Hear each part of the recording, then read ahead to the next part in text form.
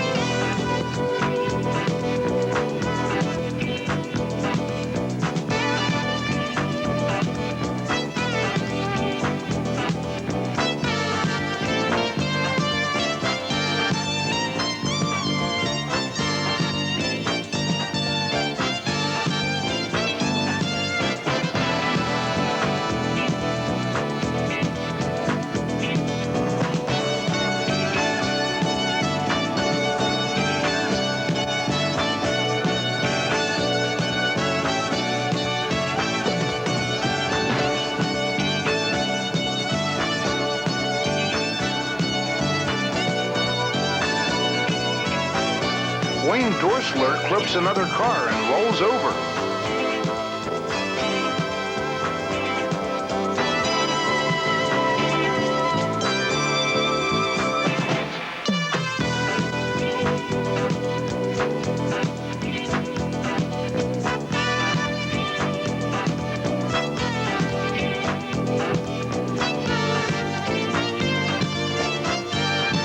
Wayne from Lancaster, Pennsylvania, doesn't give up very easy. He's going to give it another try.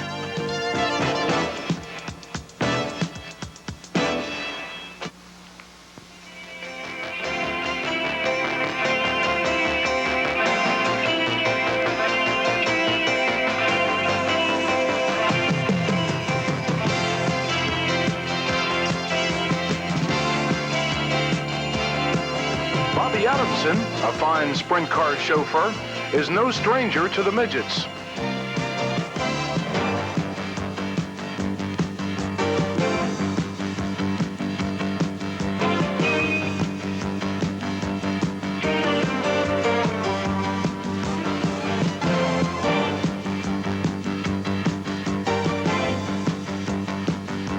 A pair of Bren cars, Jim Kirk, number 1, and Bobby Adamson, number 24, lead the field to the checkered flag.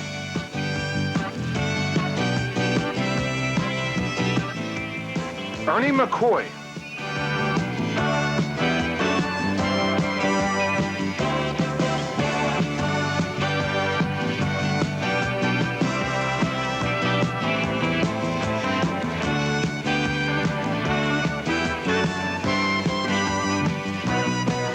Bobby Adamson spins in the middle of the pack.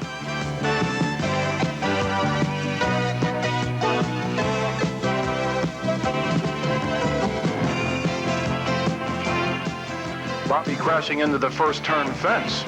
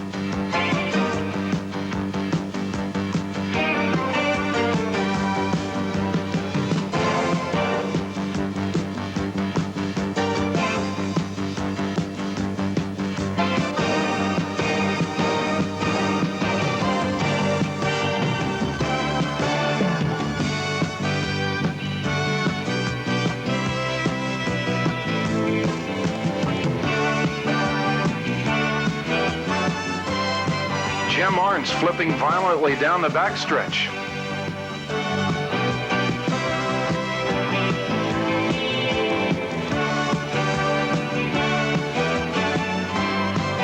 Jim from Flemington, New Jersey, a bit shaken, but okay. Johnny Hubbard was declared the winner. Second went to Dwayne Carter Jr.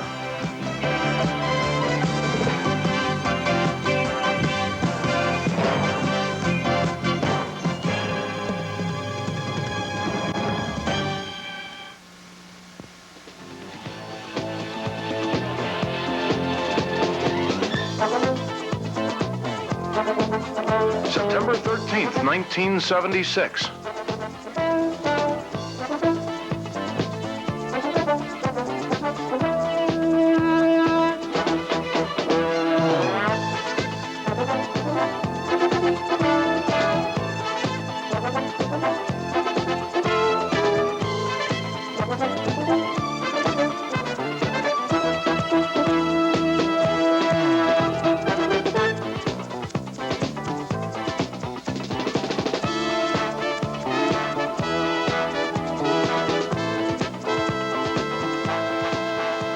Doug Little and Lee Earnshaw tango, Doug ending up upside down.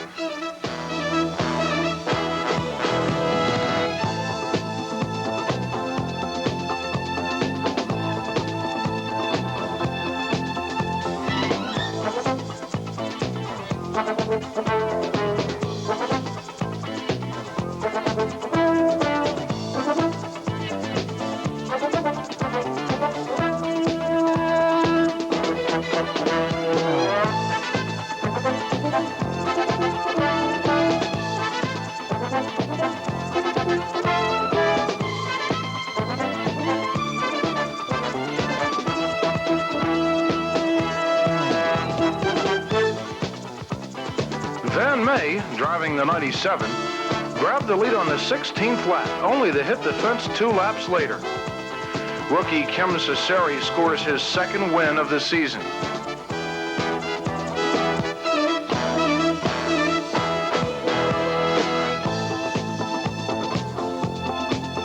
P.J. Roberts hits the fence and rolls over.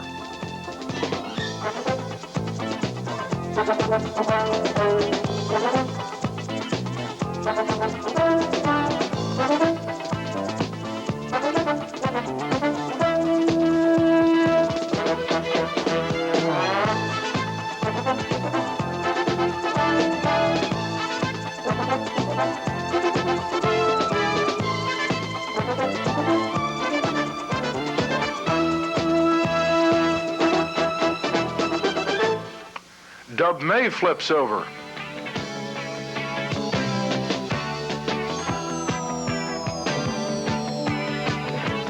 Dub is okay. He gives 110%. He makes his living racing and hails from El Paso, Texas.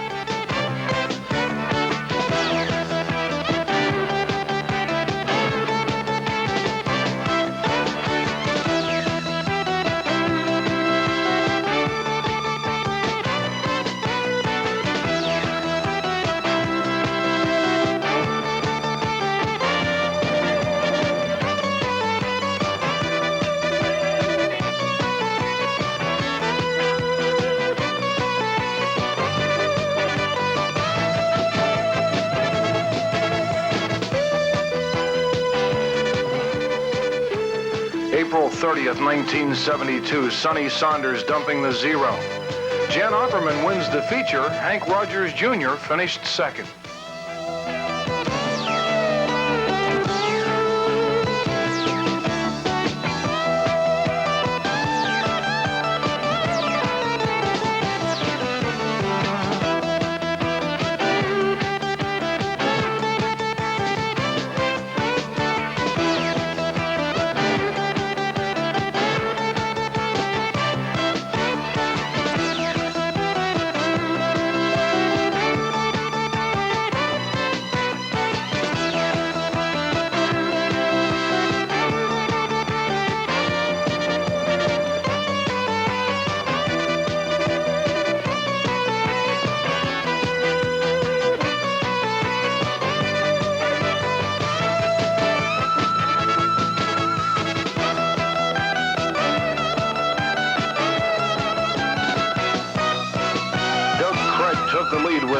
laps to go when Van May, who had been running at a torrid pace, developed mechanical problems and headed for the pits.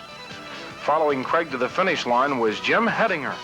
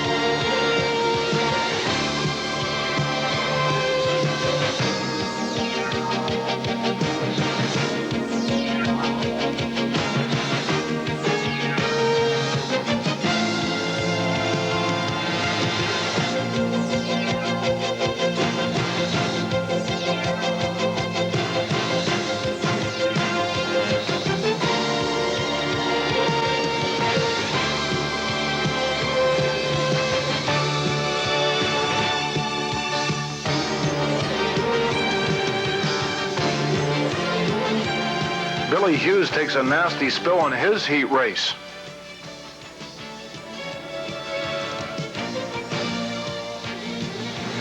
The Sheehan crew will try and get Billy back into competition.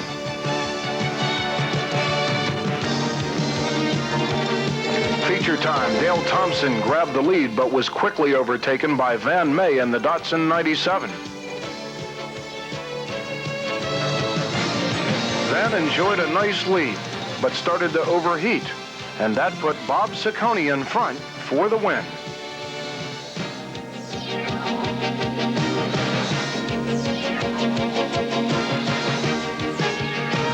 Bloomsburg Fairgrounds, Pennsylvania.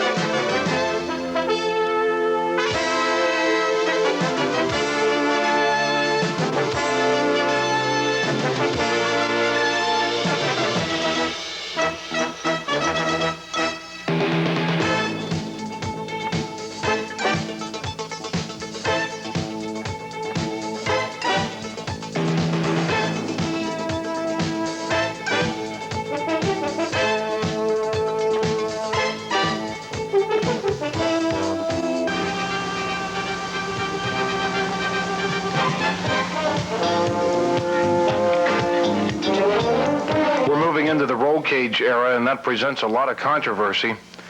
Will there be more crashes? Will they drive over their heads? Some drivers don't want the cage, claiming, "I don't need a cage to pump up my nerves of courage." One thing is certain, there will be less fatalities, but too late for some of the immortals.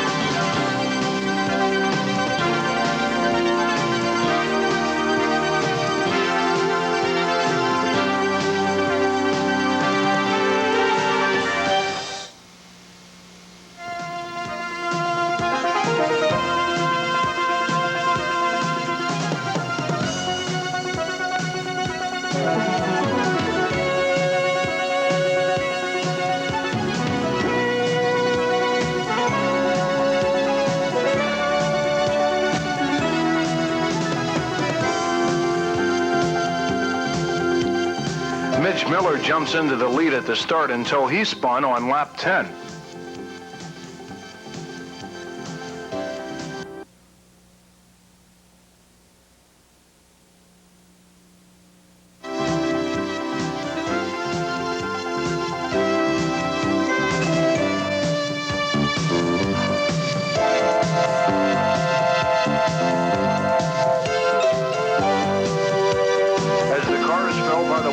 And some encountered mechanical problems, hard-charging Harry Benjamin thrills the fans with a big victory in the Zero.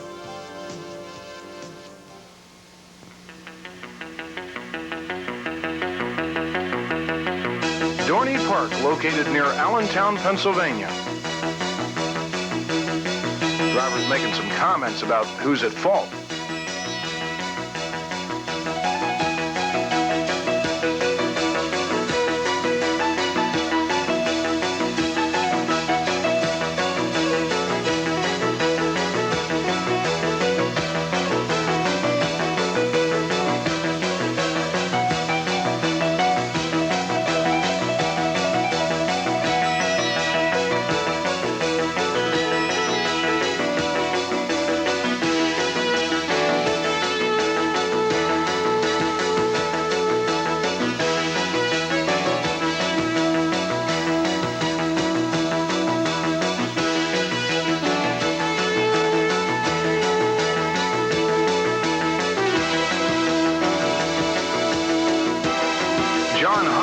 Came from 14th spot to win. Veteran Ernie McCoy finished second.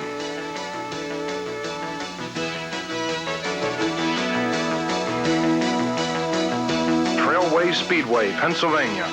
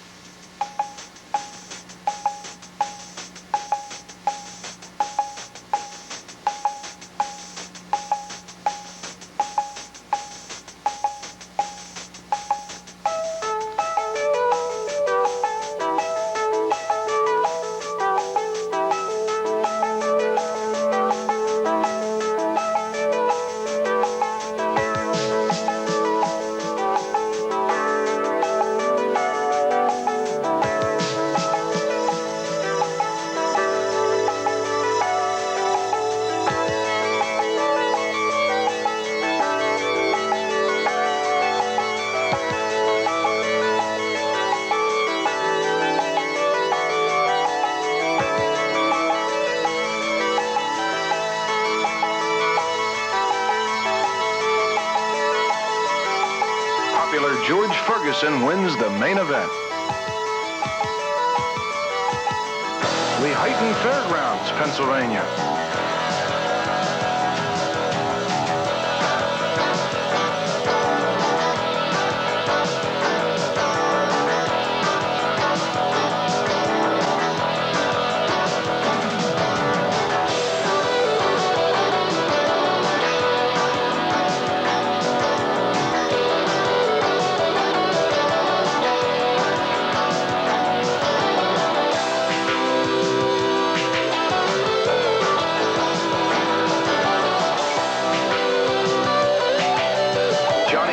Flips with a few other cars involved.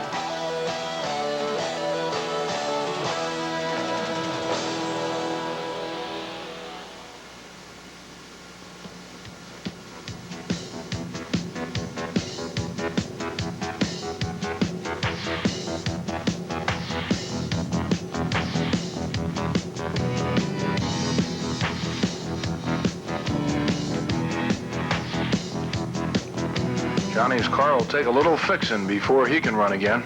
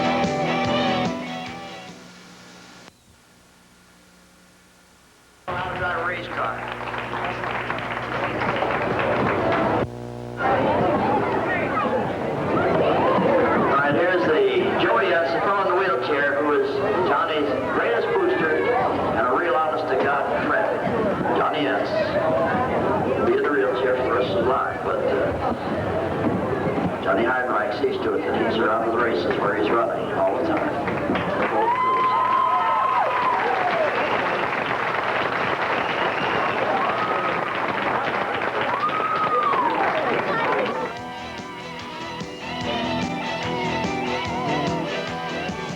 Flemington Fairgrounds, Don Gillette.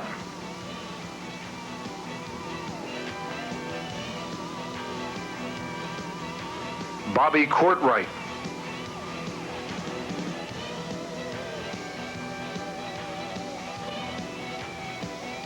Ron Mack. The United Racing Club is here for their annual event, and there are 26 entries.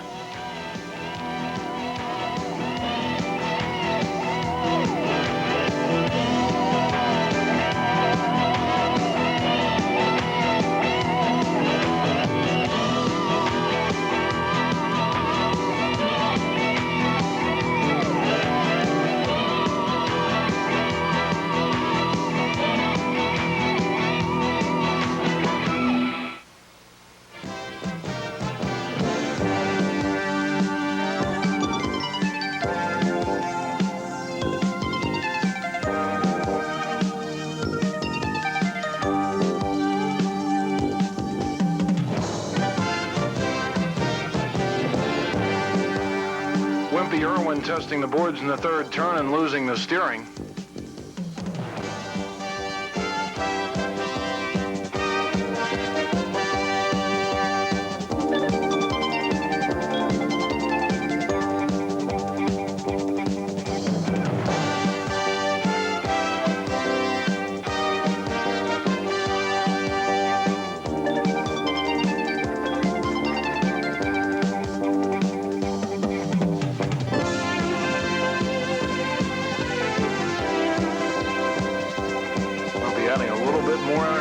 To the show.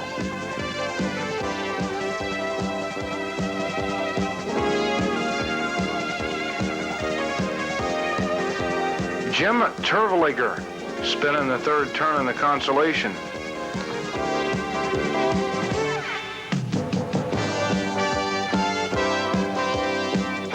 Red Regal 14 and Earl Hallequist 2 in close competition.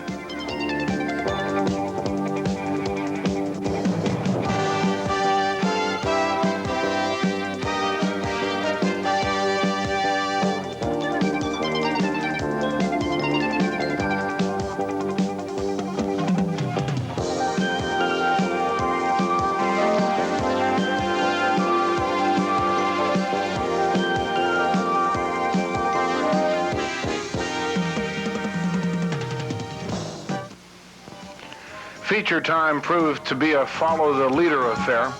Sal Moschella, driving the pink 25, took the lead from Jim Raynard and led the parade to the checkered.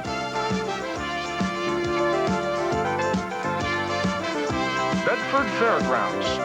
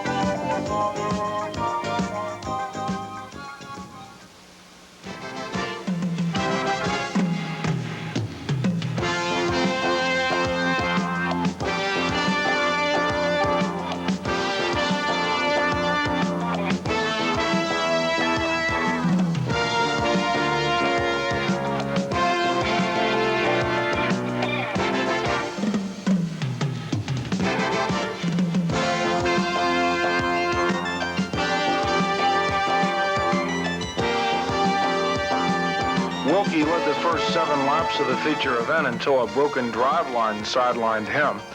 Then Jiggs Peter worked his way up to take the checkered flag, followed by Hank LaQuasto.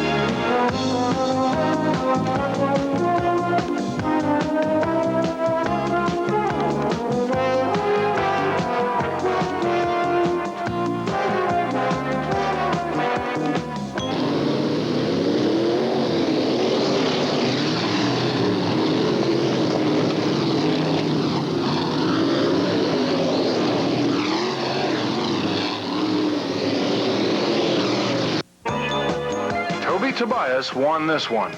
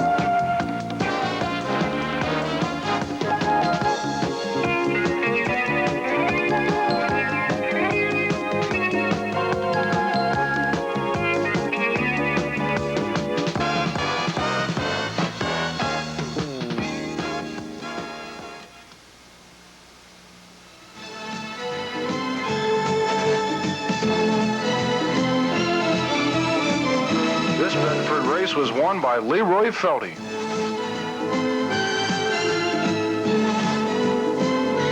Erie County Fairgrounds.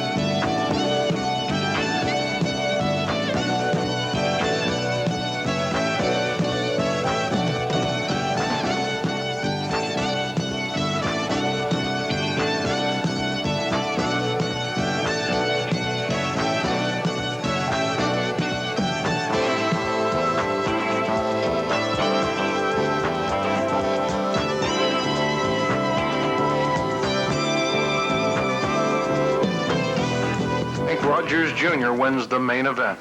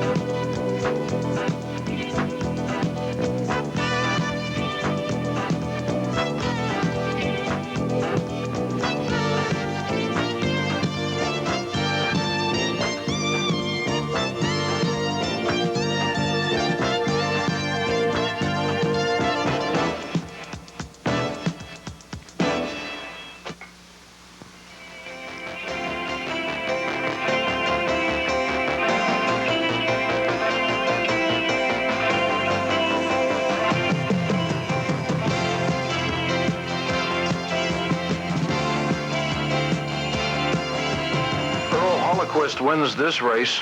It's the third time Earl has won the United Racing Club Championship.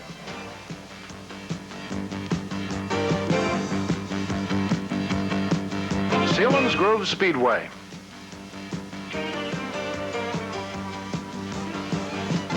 There's always that electricity in the air when the drivers are getting ready to fire up.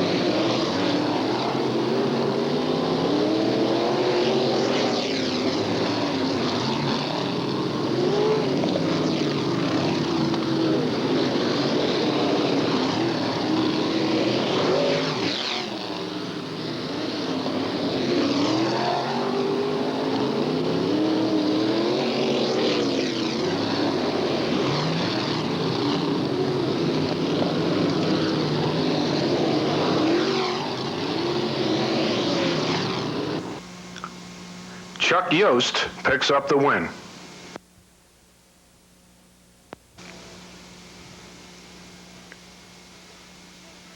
Nazareth Speedway.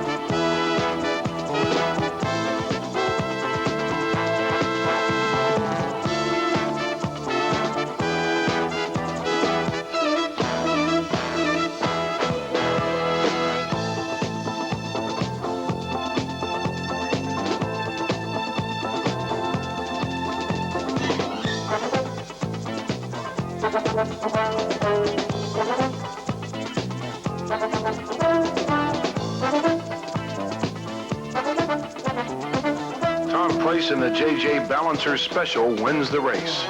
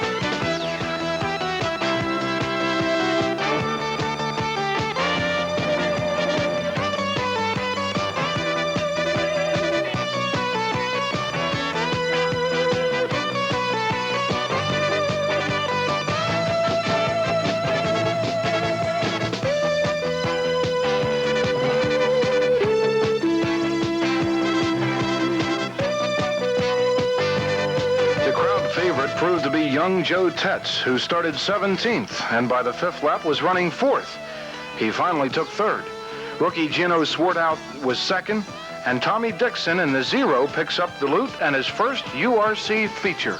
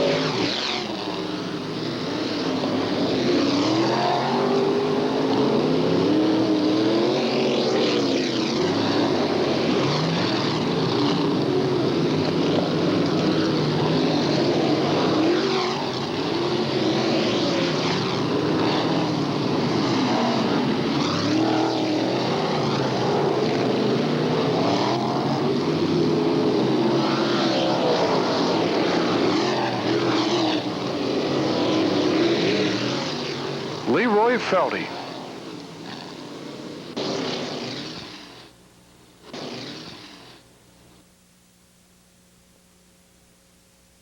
Williams Grove Speedway.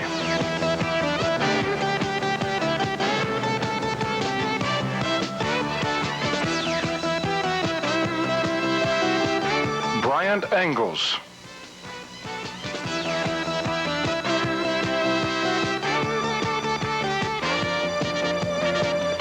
This is the Jim McGuire Benefit Race.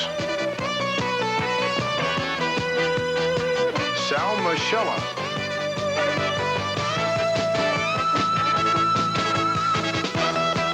Joe Chicky spins, and Billy Wynn also is involved. This is the way the afternoon went. Loopsville, Spinsville, or whatever you want to call it. Red Regal had fast time. There were 29 entries.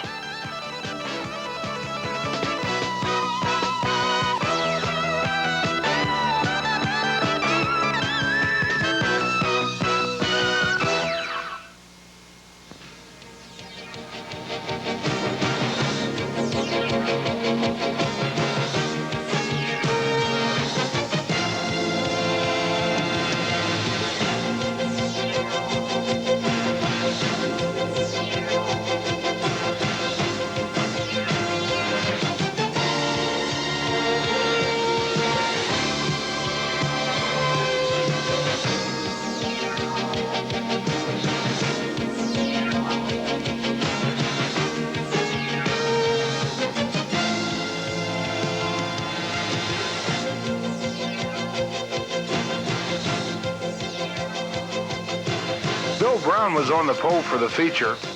Jim Raynard looped it on the 2nd lap. Joe Chicky got in trouble on the front stretch, causing a restart. Earl Hallequist grabbed the lead and led the rest of the way. Regal came home 2nd.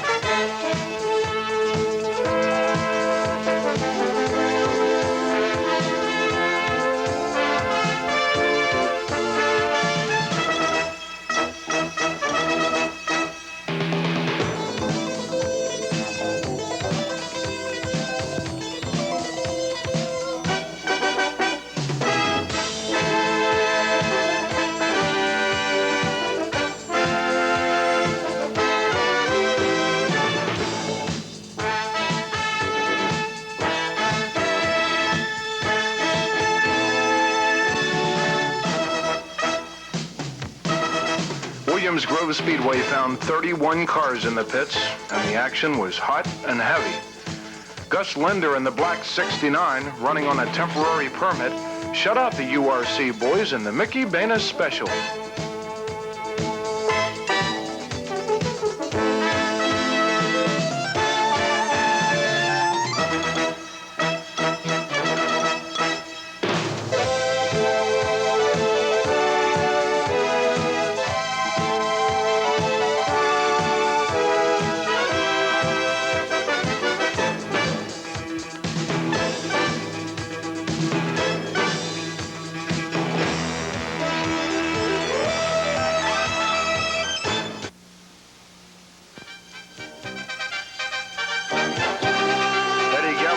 Flipping in the second turn.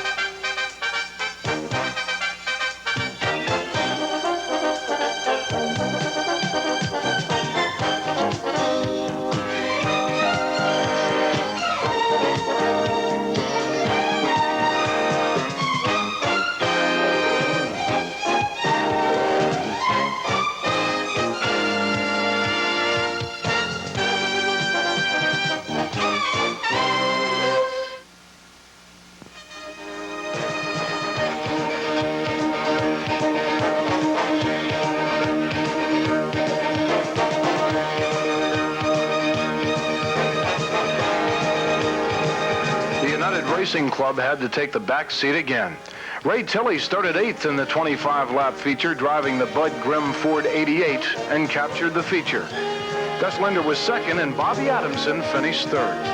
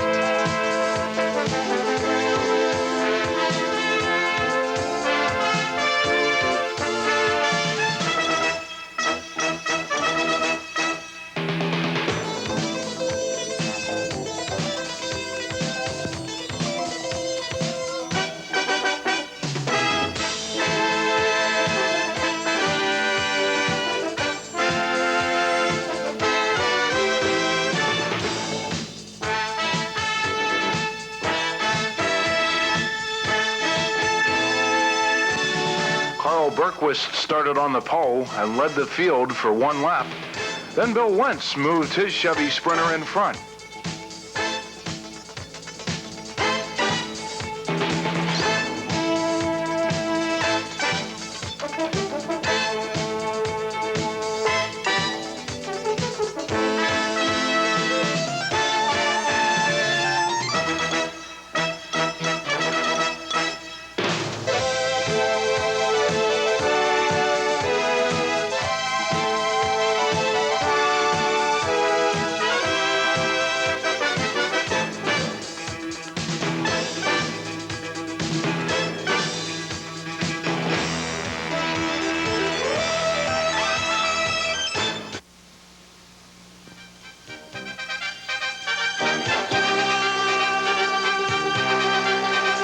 Smith spins the number 5.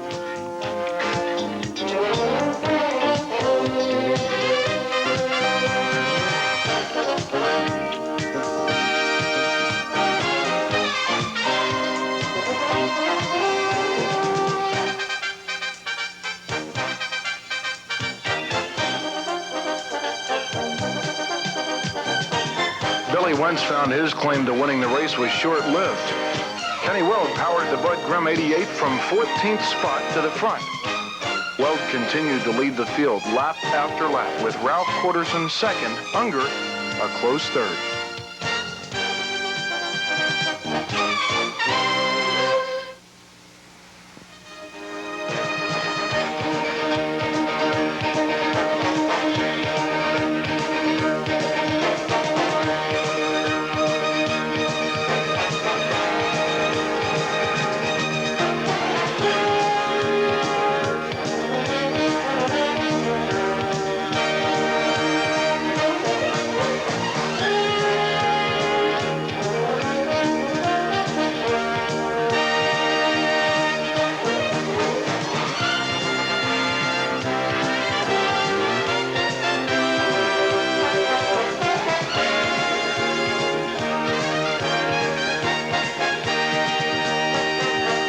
Benny Howard from Memphis, Tennessee hits the fence.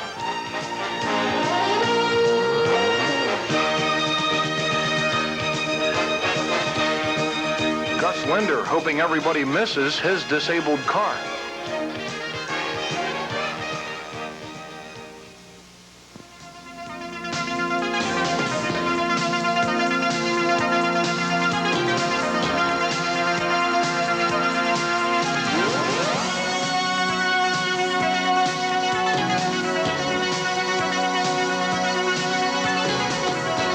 Slayball, 61, and Mitch Smith mixing it up.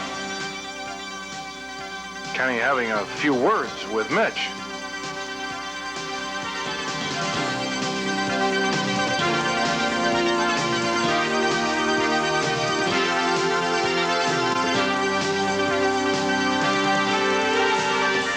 Bobby Weaver takes his spill.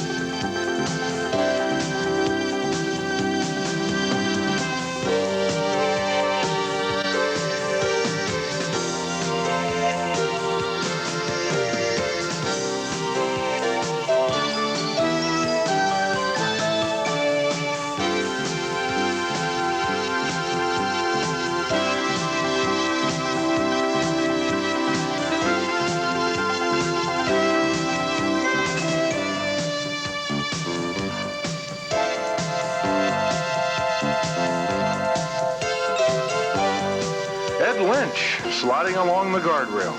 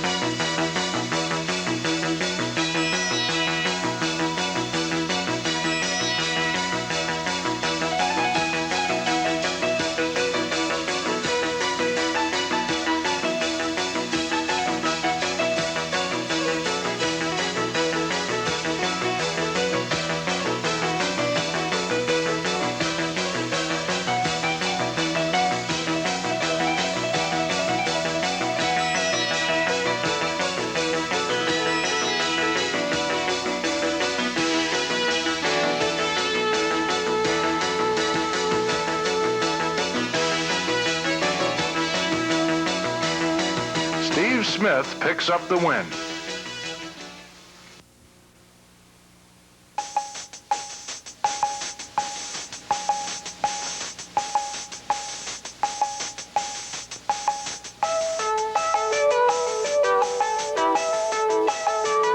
Lee Smith taps the wall.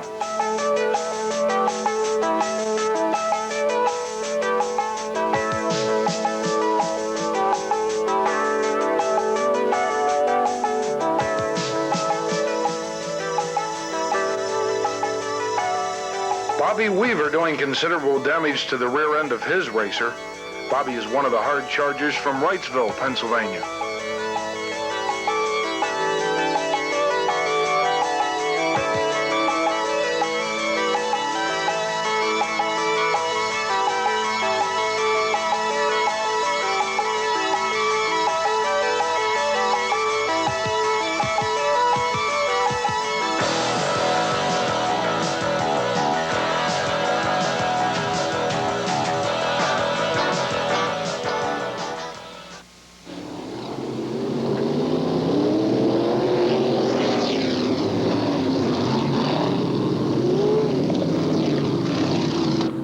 Dub May rolling his 28 coming out of the second turn.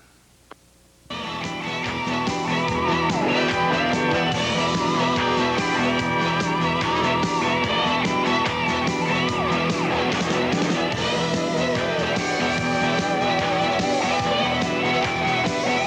Purple in the 0 and Lynn Paxton in the 1, dicing it out in a heat race.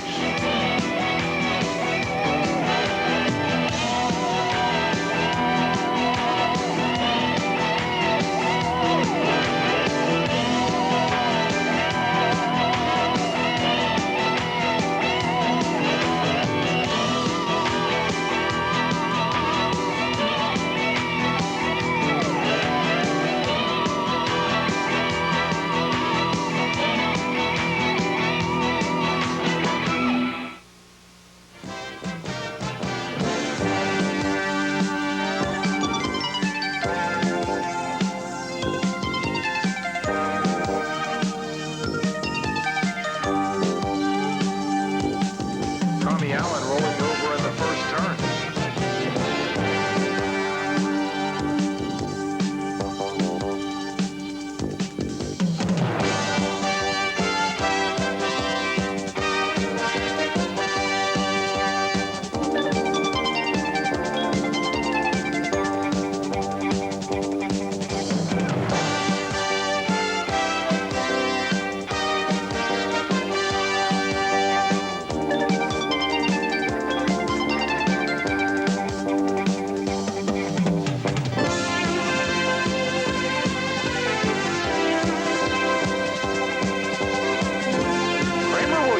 Wins the feature.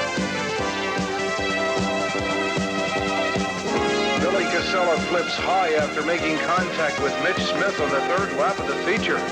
Billy drives the Hawthorne Special, and he's okay.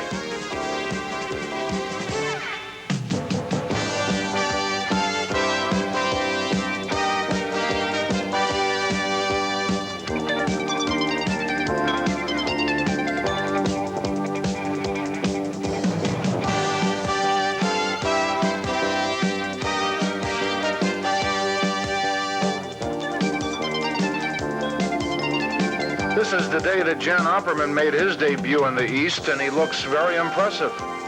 After the red for Casella on the 10th lap, Opperman in the black number 4 takes the lead. Lee Osborne spins the 17 on the 19th lap, trying to stay with Opperman. Jan, driving the black number 4, wins the feature. Bobby Allen, runner-up. It all happened on the 18th of April, 1970. Narration by Wayne Harper. Greetings from York, Pennsylvania.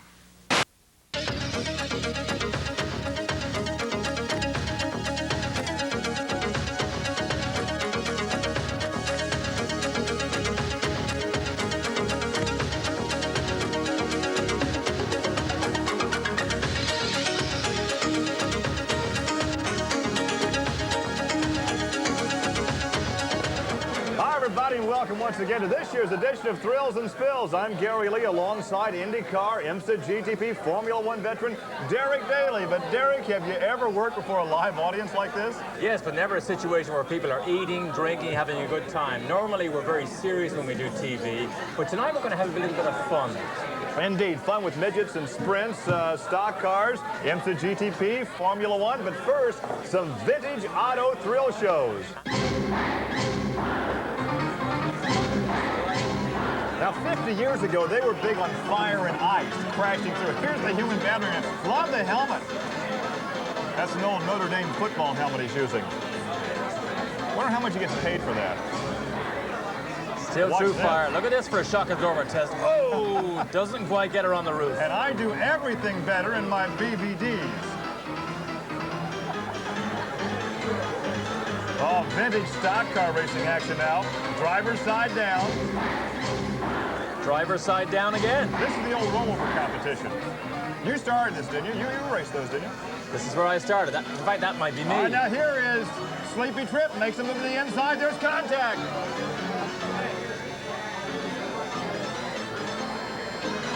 And now some vintage midget competition. In the racetrack, outside the racetrack. Back to Ascot Park, it's P.J. Jones, our camera cut to the inside, a slide job, more contacts. Now remember, this is back before roll bars and roll cages, and the driver climbs out. No He's seat belts. okay. Now this is no way to try to drive a race car, Derek. Now, this is no way to park a race car.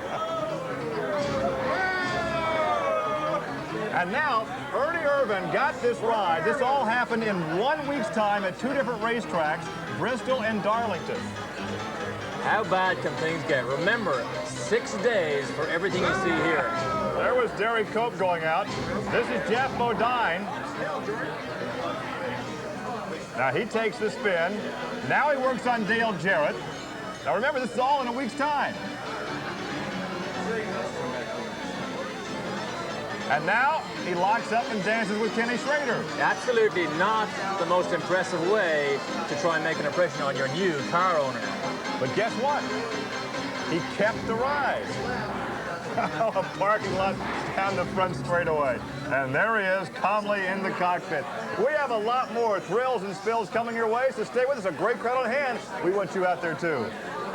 West of Indianapolis, this is the latest edition of Thrills and Spills. And so far, Derek, it's been rather mild. It's been mild and tame, but coming up is some of the most spectacular footage ever seen in auto racing.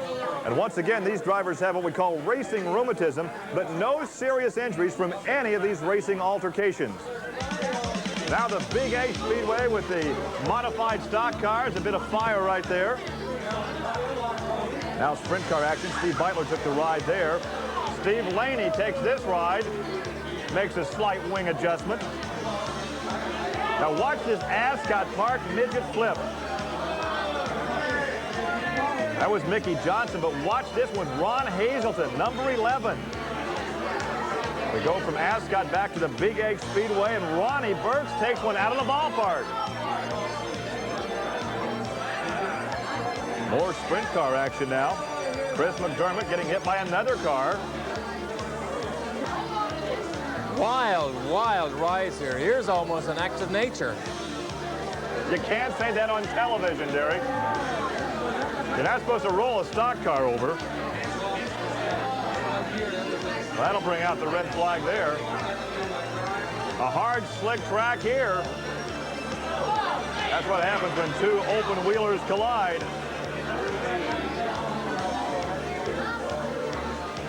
That's where the wing takes some of the shock. Watch this, right through the wall. And look at this wild ride out into the pit area. Now watch the drivers trying to control these modified stock cars. You drove something like this back in Ireland, didn't you? This is exactly how I started. In fact, very much like that guy in the orange car. And like this? And like that. I've been there. But you've never been in a wing sprint car. Okay, watch the wing adjustment that Mike Tweed makes right here. Yeah, they won't handle when you run them like that. Now this is Knoxville, the famous Knoxville lightning fast half mile. Watch this quick entry right into the pit lane. That was not by design. More action from Knoxville. This is backing them in. That's what we mean. But we don't mean that, though.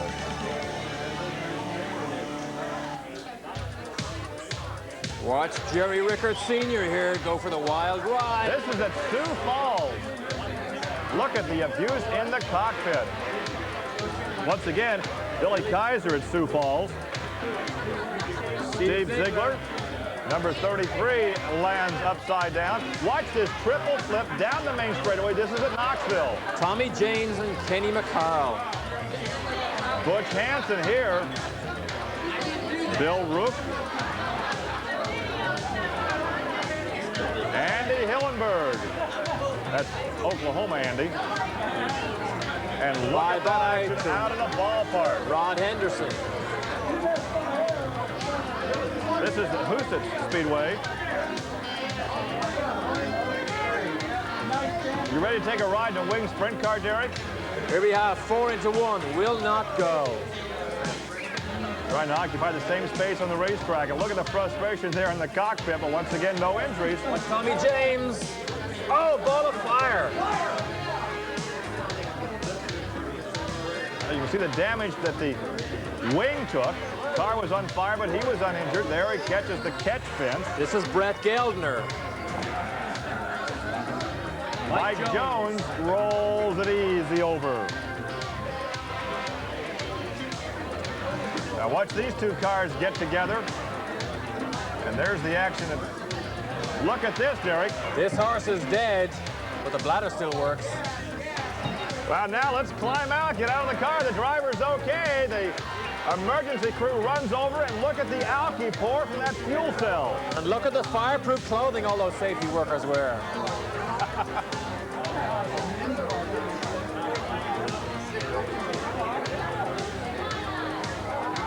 Watch Rod Henderson here, out of the ballpark. Here's at Speedway again. Another tangle here. He sheds the wing, and at least there's no wall to go over there. There's Lyndon Johnson. Into the catch fence. And he takes out a light standard.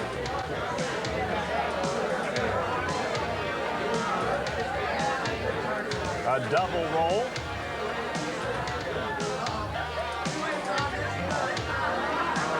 Can you imagine the abuse these bodies have taken and how these drivers feel when they climb out of bed the next day? Now here's how you celebrate a victory. Kenny Hansen, but of course he didn't have to pay for the wing on top of his race car. The latest edition of Thrills and Spills, and we have more action coming up from Formula One, stock cars, and IMSA GTP, so stay right where you are. Derek, it's serious when it happens, but we can look back now with the knowledge that nobody got injured and smile. I'm not sure the car owners smile very much, but race cars are definitely disposable items. We're going to continue on now with mainly sprint cars and midgets. Well, here's some World of Outlaw actions with Stevie Kinzer and Sammy Swindell at San Jose, but a Belleville midget over the wall, and I didn't lose the handle. I just, Sammy did one of his chicken shit moves like it. more stock car action. Now watch this stock car get airborne and upside down. Look at the air there with that heavy stock car. More racing action now from Ascot Park, and Frank Pedregon heads the wrong direction. This is Dale Jarrett. Watch this. Spins out of the lead.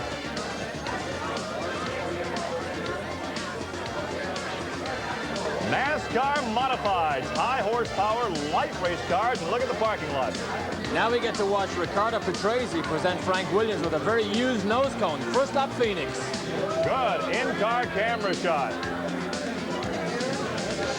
And now to Raceway Park, the USAC Sprint cars. This is Rick Howerton, loses the right rear and slides across the racetrack.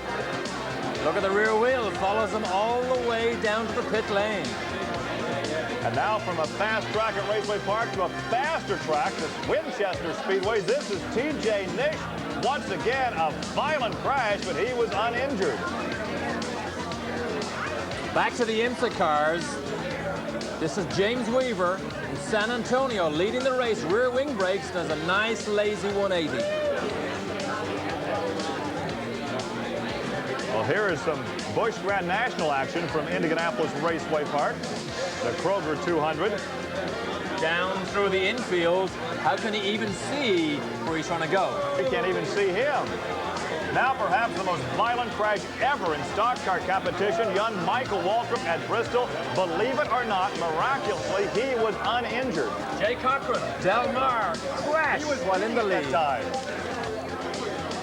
Ever see a Formula One car fly? This is the Ligier in Australia. More action now from Ascot Park with the USAC Midgets. And still more. Look at the altitude.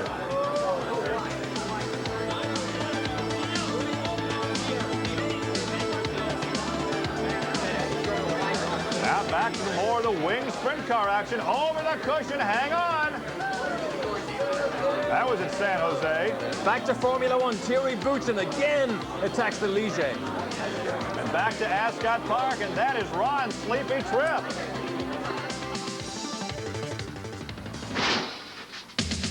Hard contact with the outside wall. Driver from Wisconsin, Rapids, Wisconsin. In-car camera action. This is Phoenix. ARS competition. Colin Truman takes a 360. And look at this multi-car crash at the Belleville National Drag Racing competition. He's upside down. And there is Jeff Bloom breaks something. That's the car normally driven by Larry Reich, another ESPN expert commentator. That's at Indianapolis Raceway Park. Now, this is no way to park a stock car. Now, watch this. Derek, you can't do this on television. And you're not supposed to do that on the racetrack. This is the BMWs in Germany showing us how not to do it. Now watch the fire. This is at Winchester Speedway, East Central Indiana. And this is Jim Mahoney was on fire. However, he was slightly burned, back in action the following week. Mark Alderson, the red, white, and blue car. Bruce Field, the multicolored car that continues on. And Alderson has something to say. Hey, why did it happen? It wasn't my fault. The old palms up signal. Now watch Jeff Bloom. He slides across the start-finish line at Indianapolis Raceway Park after contact with Wayne Hammond. And this is John Meyer, the inside wall. This is Winchester, a USAC Midget event. And Jeff Gordon gets rear-ended. More action, that one from Winchester Speedway. Derek Daly and Gary Lee as our spills and thrills continue. Stay with us.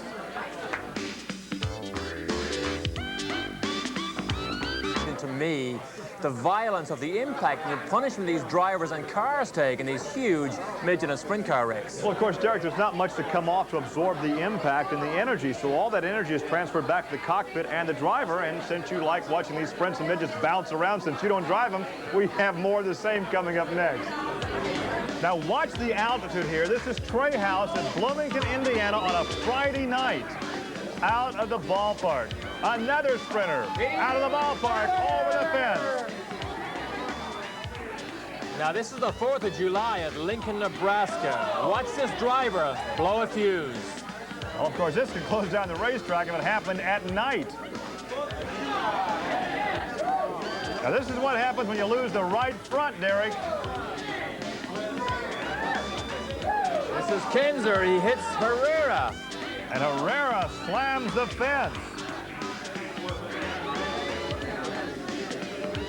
Here's the double flip. A double flip at Knoxville.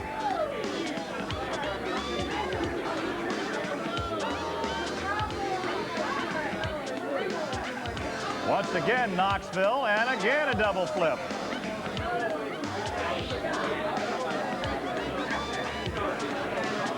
Little contact right there, but there's more contact coming up down the first turn. Watch this. Remember, the yellow car is going to make the pass. Look how Tries to make the pass. World of Outlaws, this will be Mark Kinzer with a 360. And a wheelie. And he does it again. 360. Now watch Gary Bland. Gary Bland at Danville, Illinois, another 360. Then Dan Morton will loop it for a 360.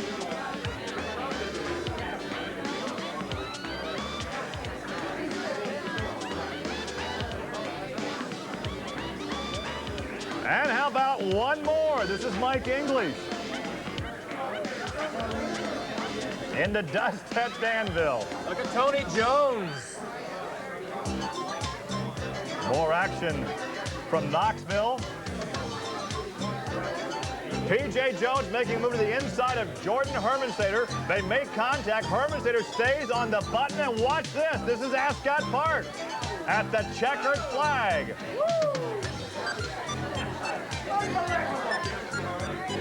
Mark Kinzer we see again. That's at Eldora Speedway, Rossburg, Ohio. That is Jeff Gordon. And that is Darrell Hall, both of those at Ascot. And that is Eric Gordon, also at Ascot. A prelim now to the Turkey Night Grand Prix. Look at this multiple flip action.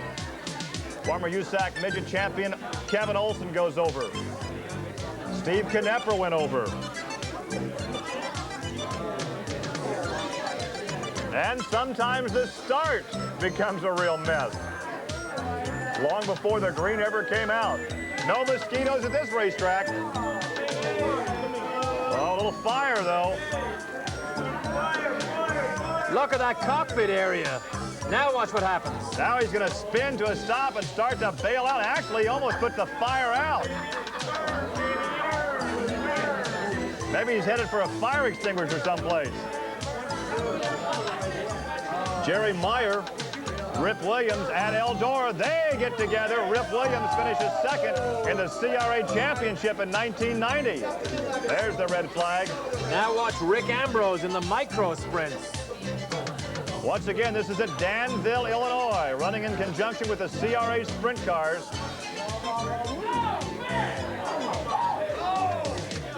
More sprint car action. A lot of midget and sprint car action there, but thrills and spills will continue. All you stock car fans, stay tuned. We have Winston Cup coming up next. For thrills and spills, and Derek, there's so much tension before a race, and every driver has his own way of handling tension. This was interesting. Before the race is difficult, we found somebody who can handle tension during the race. Now here is Dick Trickle in a Winston Cup race, smoking a cigarette. He has a cigarette lighter in the cockpit. He lights a cigarette and creates some smoke. Alan Kowicki must have lit a pipe. A pipe for a cigar.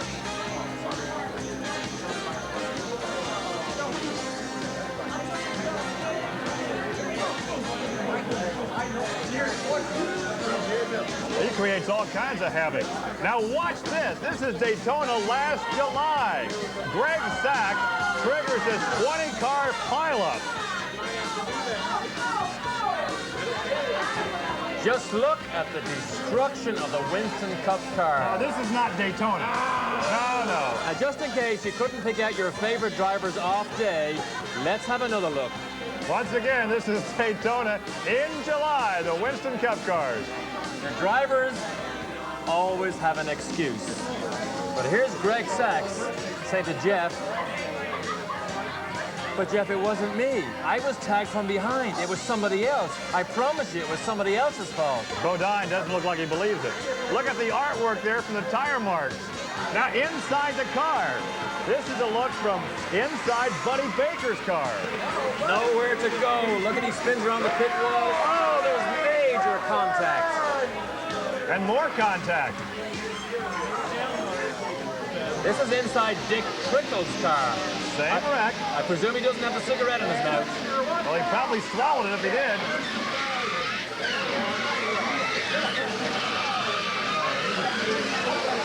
All right, several different looks at the same crash from Daytona back in July, but now we take you street racing, and this is ARS. P.J. Jones, the red number 21. He's tapped from the left side by Paul Tracy. This is at Detroit. John Myers. And now we're back to midget competition. This is John Myers, and look at the ride he takes. Angel Park Speedway, but John was okay. The Chili Bowl, yeah, the Chili Bowl in Tulsa. Back to P.J. Jones. Watch him attack Robbie Groff. Over the top. He just flies over the nose. And here comes Dick Pohl, number 25. Once again, this is at Tulsa. And again at Tulsa. Probably the best indoor dirt race. Formula One, Nigel Mansell, big time lose, trying to get by Gerhard Berger. This is Denver, and look at this. There's your ARS champion, Paul Tracy, against the tire barricade. Head on.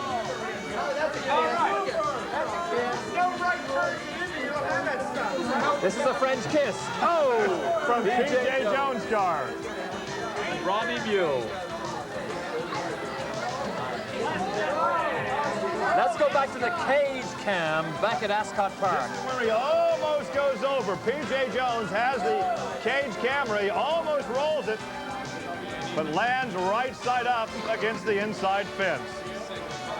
This is Ascot Park again. And P.J. against the outside fence this time.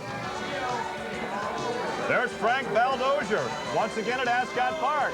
That's why these cars have a roll cage, the harness. The other end of the world, Australia, Riccardo Patrese gets it all wrong. More IMSA GTP competition. Drake Olsen, while leading. And look at this Busch Grand National crash. More Ascot Park action. The Midgets are ever spectacular. Over she goes. Another test of the roll cage. That's Kofer out of the Ascot Park. P.J. Jones also involved there in the American Racing Wheels number 21. Another edition of Thrills and Spills. Derek, what do you think? I have to admit, about 5 years ago, Gary Bettenhausen tempted me to drive his sprint car. Having seen this, I think I made the right decision not doing it. But I have to say, whoever has the concessions to selling aspirin for drivers and team owners at these racetracks, he's got to be a millionaire. Well, of course, your career has included Formula One, Indy cars, IMSA, GTP, but it all began on the grass in sedans in Ireland where you did get upside down. But happily, nobody caught it and took it to the edit room. We thank our friends here at the gallery in Danville, Indiana for hosting. The most significant change that technology has brought to sprint car racing. Well, Chris, without a doubt, with the thing that you mentioned there at the beginning, the 800 horsepower, that's the biggest change that's come about in sprint car racing. You know, years ago, I had a motor, you know, like maybe we had $1,500 invested in more. We could travel any place in the United States and win. I mean, the motor was capable of winning. Nowadays, you know, we have a drag strip right here across the street, and I'll tell you what, the guys have motors just like the drags, they're like the rail cars have in now. I mean, the motors are putting out so much horsepower. I mean, don't misunderstand. I mean, not the same as what a rail car has in, but as far as the technology and the horsepower that the cars put out, you know, we probably had motors that put out 300, 400, 500 horsepower, you know. Now, if you have a motor that puts out 600 horsepower, you aren't even in the ballpark. The tire thing is probably the secondary thing, but the motor is definitely the thing that's changed sprint car racing as to where it's at today. Put a price on an 800 horsepower engine for me. Well, you know, if you know somebody that knows somebody, you might be able to get one for $18,000. If you're just the average racer, and I don't mean just average, I mean average good racer. I should have said it that way. Average good racer, you're talking $22,000 to $25,000. If you don't know anybody, you know, you're talking $28,000. So that gives you an idea where they're at on the motors. What about the speed? For years, sprint car racing was at essentially the same level speed plateau. If a track record got broken, it got broken by 1/100 of a second or 2/100 of a second. Are we going to see the cars get faster as time goes by? I don't see how it cannot happen, Chris. I mean, every year, you know, we'll see a track record at one track or another, and we say, well, that's it. That's as fast as they can go. We come back next year and they go faster. You know, there's always that quest for speed. The mechanics, like I say, I mean, all winter long, they're searching for it. You know, the engine builders, they're searching for extra horsepower, and they'll just obtain it. You know, one way or the other, they're going to go faster. You just won't keep them going slower. You know. It's not said, but it's understood, Rick Ferkel, that sprint car racing means dirt track racing. And the dirt tracks are going by the wayside, government regulations, you can't use calcium and so forth. You think that is going to see a switch to asphalt as time goes by? Asphalt, now don't misunderstand that. This will really open up a can of worms. But asphalt racing, I mean, you got to have a lot of respect for those guys too, because in their own element, they're really fast. But they do not have the challenge that you have with dirt track racing. Boy, am I going to open a can of worms, you know? But you don't have the challenge. There's a lot of constants in asphalt racing, more constants, I should say, than what there are in dirt track racing. In dirt track racing, there's very few constants. You know, the only thing you know is that it's dirt, it's out there, you know, and that's about all you know. We've heard what technology has done for, or perhaps to, sprint car racing. And our next report, which will conclude this interesting series, will be a real surprise. Stay tuned. Hand on you know, it took me. Schumann and Rip Williams were engaged in one of the closest championship battles in the series history. But 19-year-old Jeff Gordon stole the show from both of them, first by setting a new one-lap track record in qualifying. Starting outside row 4 in the feature, it took only 4 laps for Jeff to blast through the field and take the lead away from USAC regular Greg Staub. Schumann and Williams ran together for a lot of the race. Rip nearly lost it in turn 4, which allowed Schumann to close in, but he could never get around. Even though he had to slow down late in the race because of an oil leak, Jeff breezed to his second straight victory at Mesa Marin, capping a season that also brought him a USAC National Midget title and hopes of moving on to a completely different kind of racing next year. When you first started competing in cars with some horsepower, what were your early goals in racing? Well, mainly just to get some laps, get as much experience as we can. You know, we never really thought that we'd come along this far, and we, meaning me and my stepfather and my mother, you know, they've been behind me so much, and really, they're the ones that I should thank for getting me along this far. But mainly, you know, with the sprint car, it's got a lot of horsepower, and they're pretty tough to handle, and you know, it took me quite a few races to really get the hang of it. But the main thing was just go sprint car racing and try to do well with the sprint cars. And when you're running something, you know, when you're in such a thing like sprint cars, you just concentrate on sprint car racing. You really, I was never concentrating saying, oh, I want to go win some cups someday. Sure, you know, the thoughts are there, but while I'm racing, I always think about that particular race. Jeff, you won the USAC Midget title this year. How important is it for you to have won a national championship?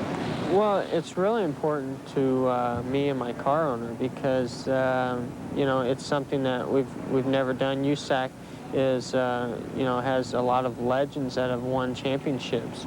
And, you know, he's owned a midget for quite a long time and never won the championship. He's come close. You know, really, we started out the season just running races that we wanted to run the big races, and mainly with USAC. And we found ourselves getting close to the lead. Then we found ourselves... Championship fairly easy this year. Were you surprised to win the championship so easy? Well, I don't know what fairly easy is. I don't think you could go to Carl Kinzer and all of my crew members and everything else, and they would probably say it's fairly easy when they're working 14, 15, 16-hour days and nothing else. It might look fairly easy to you, but and maybe to me it wasn't that bad. But those guys did a lot of work, and they deserve a lot of credit. And I think they won the championship fairly easy. Made it fairly easy for me to win it. Let's put it that way. Sometimes you make it look easy when you're racing. Why aren't the other guys able to keep up with you, drive traffic the way you do? What is it that really makes it look so easy for you out there when you're racing? Well, I try to be, you know, I try to be smooth in my race car and not make it. That's basically how I drive. I try to drive hard and not make any mistakes. And actually, I find myself getting a little conservative once in a while. It depends on what situation you're in and where you're at, how conservative you run, and how much maybe you want to take chances. But I think a lot of it is to do with just the years of experience. Not only myself driving, but watching race cars from the time I was able to walk and watching my dad and other drivers run through traffic. I think I've learned a lot by watching that, and I picked that up, and it's something that's it's went from watching it to the seat of my pants, I guess. It's something that I've been able to do quite well, and I work hard. I work hard to do that well. That's probably one of the bigger thrills I get out of sprint car racing is when I'm coming up through them and I know I'm in a race head-to-head with 2 or 3 other cars and see a pack of cars. That's when I think, well, I want to get through these cars and make Steve Kinzer look better than the guys behind him. And I try to do that. I used to really get a thrill out of watching my father do that when he was racing. They would come up to traffic, and somehow he'd always find a hole and get through them a lot smoother and open him up a little gap. He would win more races in lap cars than what he would win out in the open, and that's something that I wanted to try to be as well as. Mr. Dave Faraday. 10 World of Outlaw Championships now and 2 USA Champions to go along with it. How long do you think you can stay on top? Well, I think if I get a couple months off here and get a knee healed up and a few other aches and stuff, I'll be ready to go next season. I don't see no reason why I couldn't have 8 or 10 good more years myself, depending on what kind of shape I keep myself in. I try to, in the wintertime, get and work out fairly good. I don't know. I've never really thought of myself ever getting up in age. I guess we'll know a little more in maybe another 4 or 5 years. I don't know. My dad's still racing. He's 58 years old and still runs pretty well. I got quite a ways to get to there, so I think I got some good years left. The secret to your success, how much of it do you feel is you, and how much of it do you feel is the equipment? Oh, a lot of the races I've won is because of the equipment. Like I said, every time I've come to Ascot or every time I come to California over the years, I've always had, if I didn't have the best equipment, I was at least equal in equipment, because if I ran Larry Howard's Midget, or if I ran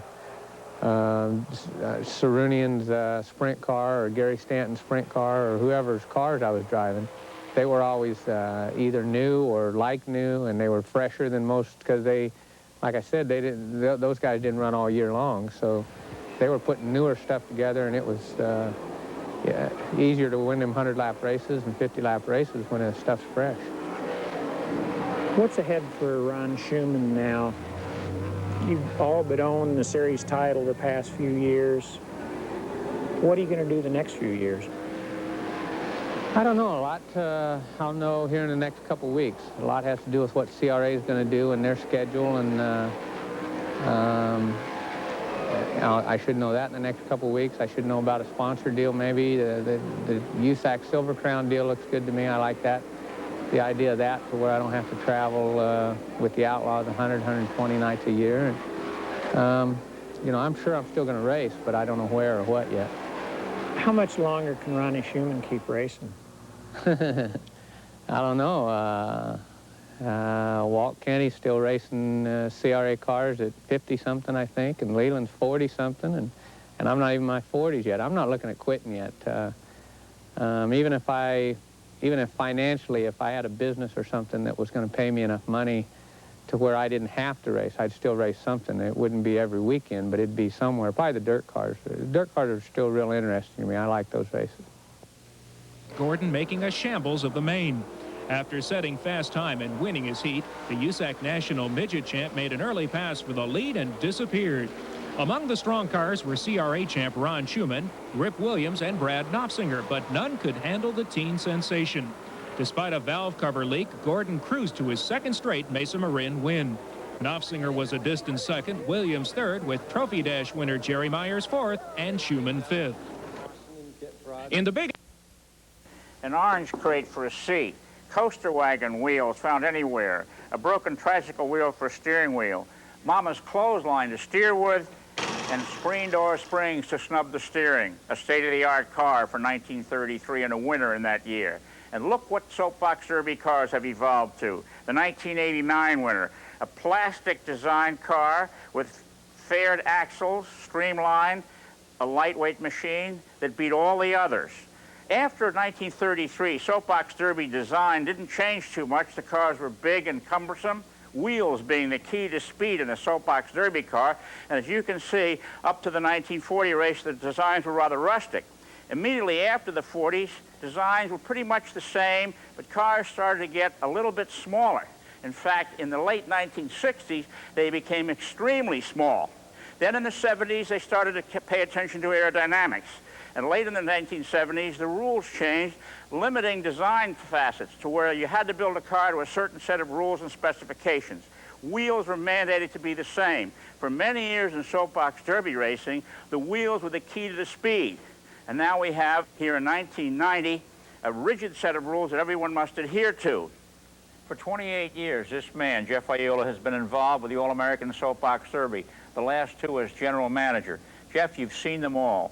What effect has technology had on the All-American Soapbox Derby? It has really changed over the years, Chris, from really the big buggy wheels and the boxy cars to a little sleeker. Then they start getting into the fiberglass cars, and the wheels start getting much better. And one of the things is, too, we used to start further up the hill because the technology was getting so much better. The cars were just getting too fast for that age group. What about miles an hour? How fast was the top speed in those days? They were hitting about 35 to 37 miles an hour at that time, and they were going about 26.5 seconds. That was back in the 40s. And what about the cost the technology has brought to the Derby? The cost back then, I know, like in 39, 40, it cost about $6 to build a Derby car. Today, it's about $350. You think that the technology has helped the Derby? Yeah, I think it really has, because the kids have learned a lot more about fiberglassing, about how to use power tools, how to drill things, and just being more precise, a lot more than they were back in the old days, you know, in the 40s and 50s. 43 different racetracks in 19 states. And in each of the 66 races, My Choice took the green flag. He had to tune his car and his mind to 43 different tracks. Long, short, smooth, rough, slippery, tacky, and at the same time face formidable competition. And unlike many of his competitors who got TV time because they were in the fence or upside down, My Choice avoided all this nonsense, winning 27 times in 66 starts for a remarkable winning percentage of 40. For his willingness to meet the fans, his unwillingness to hide in the hauler and avoid the press, and the 10th World of Outlaws Championship, my vote for Driver of the Year goes to Steve Kinser, the king of the Outlaws. All right, thank you, Chris. Steve reigned as our Racer of the Year 3 years ago, and if he's chosen tonight, he'll be our first two-time winner. That would... I think every race driver lives just to qualify for this race, and then when you're fortunate enough to win it one time, it's unbelievable.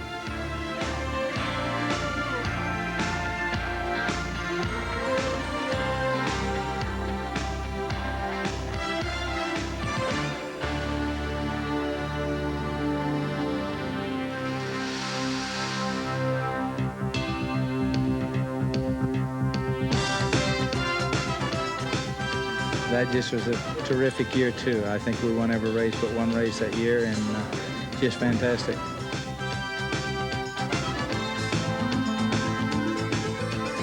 So we kept pressure on them all day, and fortunate enough, Lady Luck turned my way at the end.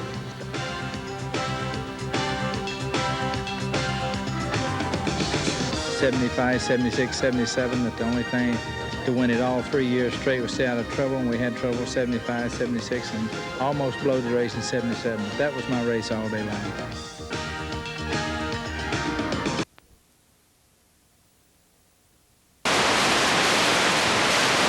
In the middle of summer, add two other prominent names to that list, and I guess this is a traditional sprint car summer. His familiar number color combination won Saturday night's World of Outlaw race at Granite City across the mighty Mississippi from St. Louis in Illinois.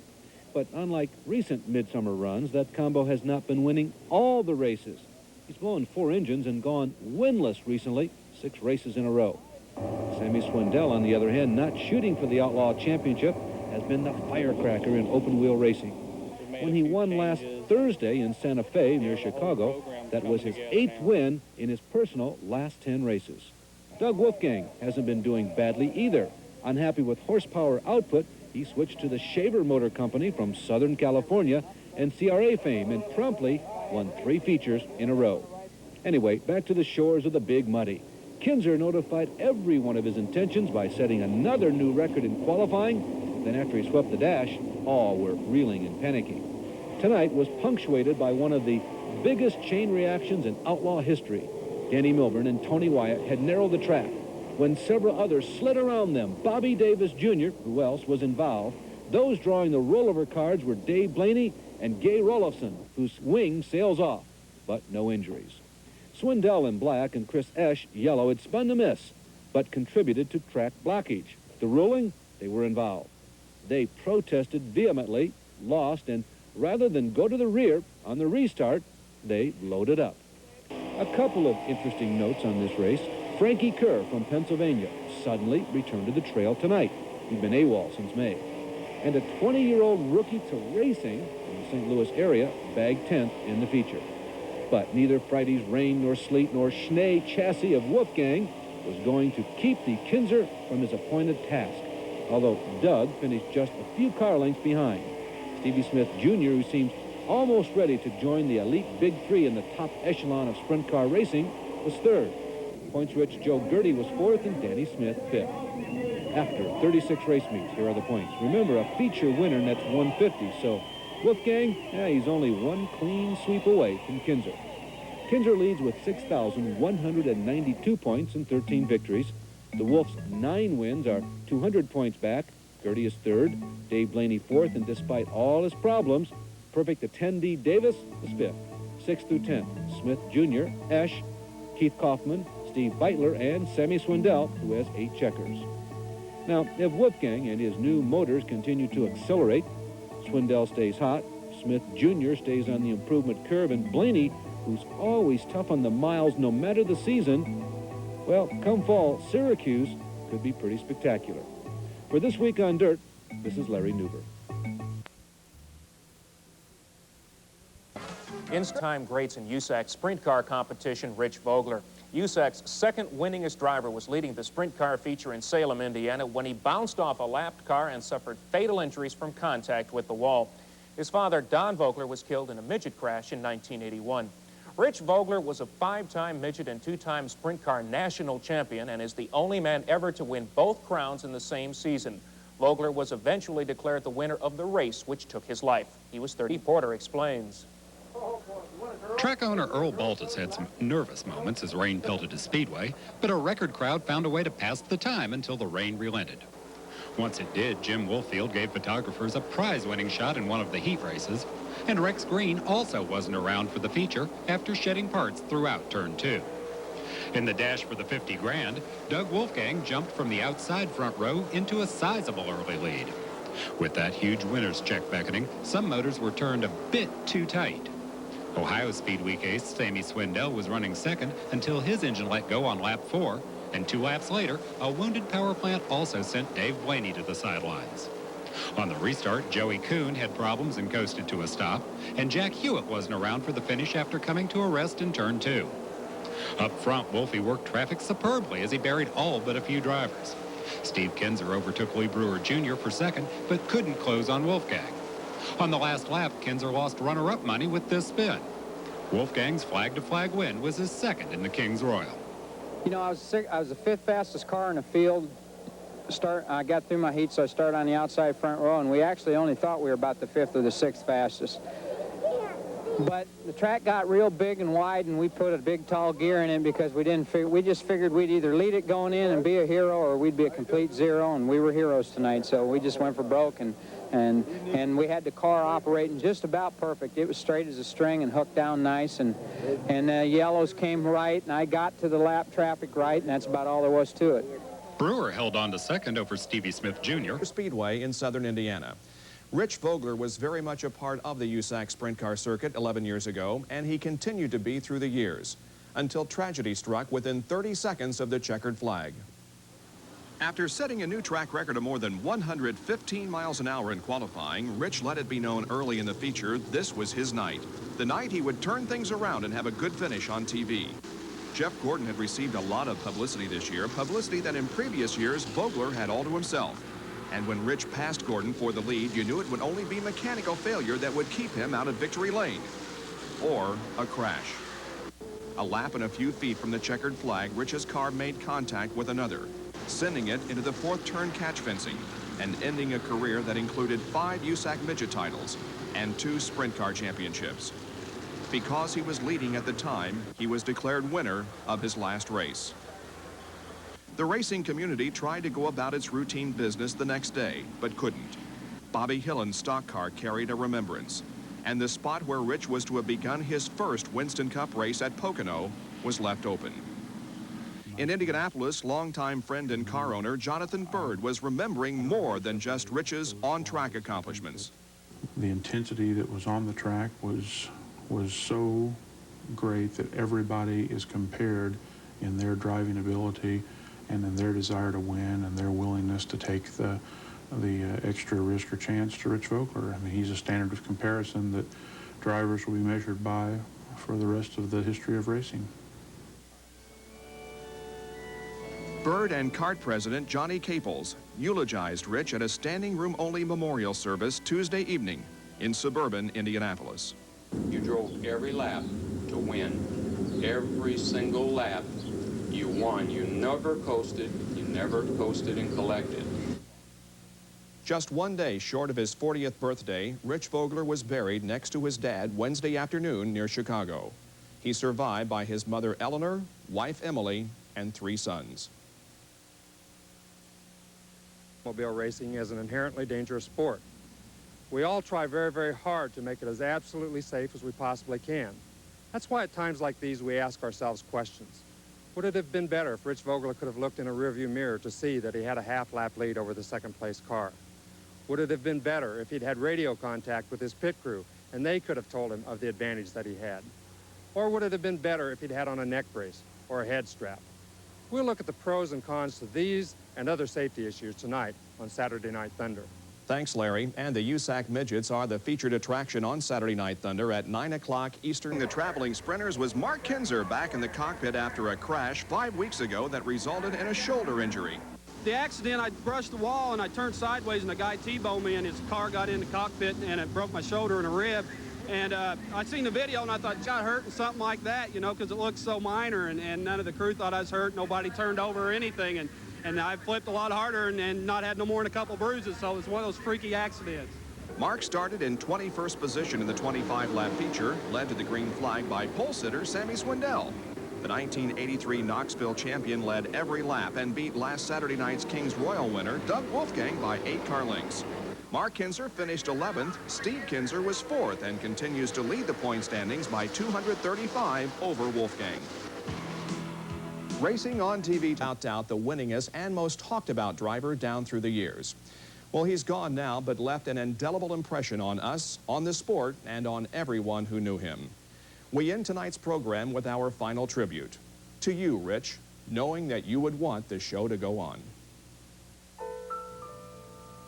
Could there be any doubt about what little Richie Vogler would do someday?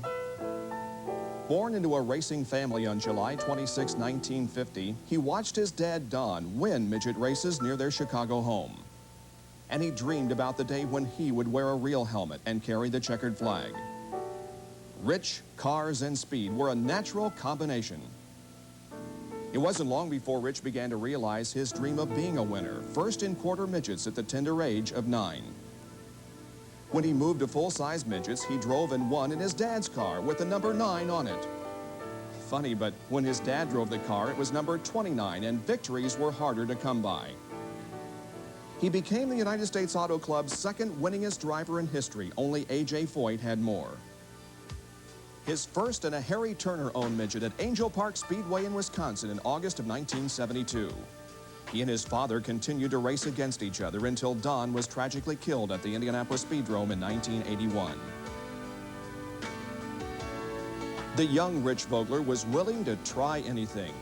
Anything that went fast. Anything he could win with. He took that attitude with him, and he left us with some of the best memories that a race fan can ask for.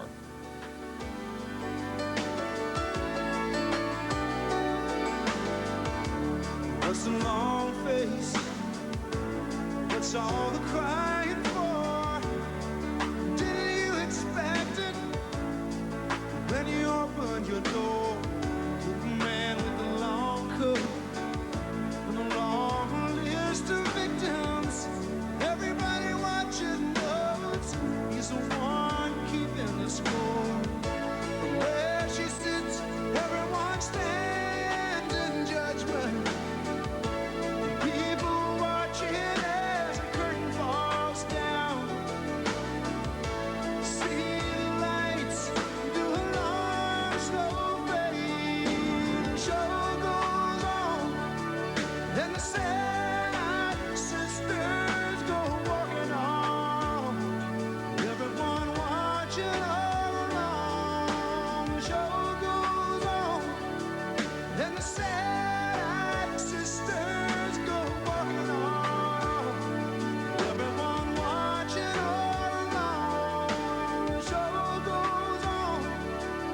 As the autumn's coming and the summers are gone, still without you, the show goes on.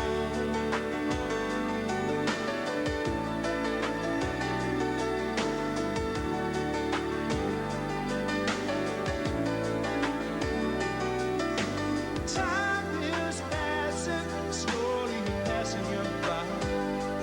Keep on walking, and they keep on talking, talking all along. I'm out there to win every race I run, every race I start, whether it's a heat race, semi-feature, feature event, you know, even qualifications is a race, and I go out there to win every race that I enter.